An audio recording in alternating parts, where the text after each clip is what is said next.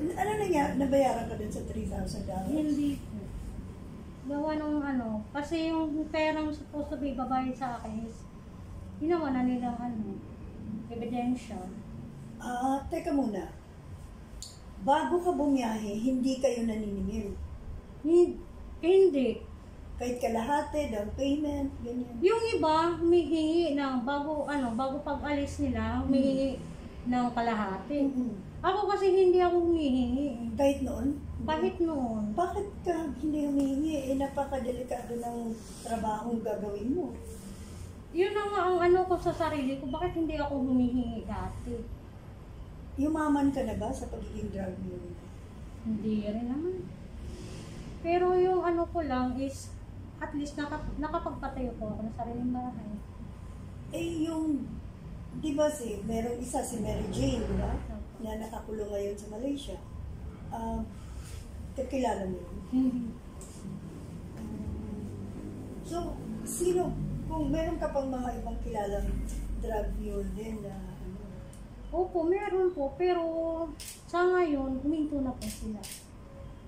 Ngayon, pero ang nakakapagtataka, sabi mo kanina, pagdating mo sa airport, kinuha mo lang sa conveyor yung bag mo, tapos tuloy-tuloy ka lang. Opo. Ay, di ba marami namang doon, yung mga, yun nga, sabi mo, hindi rin na ng aso, hindi rin na amoy ng aso. So wala lang, tuloy-tuloy. Wala lang, parang wala lang talaga. Parang previously, yung sa time ni President Duterte, lumakad ka rin, nag-drug mule ka rin. hindi po. Bakit? No. Kasi na-stuck po ako sa Brazil. Na-stuck ka sa Brazil? Okay. Bakit gano'n ka katagal doon? 2 years mahigit. Bumiyaya ako ng Brazil, tapos nagka-problema po ako doon. Doon ako nahuli. Nahuli ka sa Brazil? Okay. Paano ka may hawak kang drugs nung nahuli ka sa Brazil? Yung check-in luggage ko. Yung check-in luggage mo, nakita yung nasa iyo nakapangalan. Nakulong ka? Opo.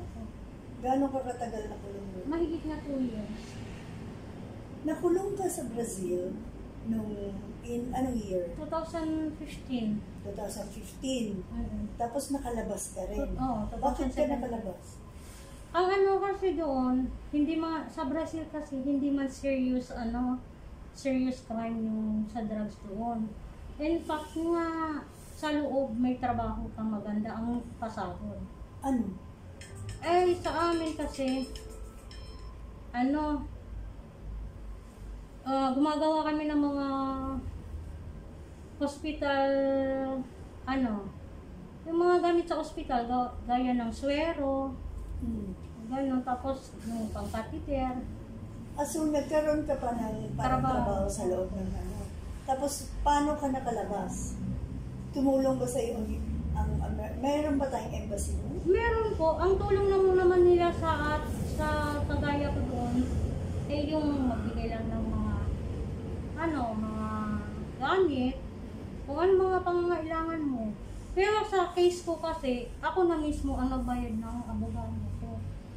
Para makalabas ka? Para makalabas ka. So nung nakauwi ka ng Pilipinas, wala kang kaso dito? Wala po. Walang sumalubong din sa iyo na, ano yan doon? Wala din po. Wala. Kasi ang case ko doon is hindi naman nakaka-affect dito. Anong kinaso nila sa iyo doon? Yung sa drugs. Pero umuwi ka doon, bumalik ka rito.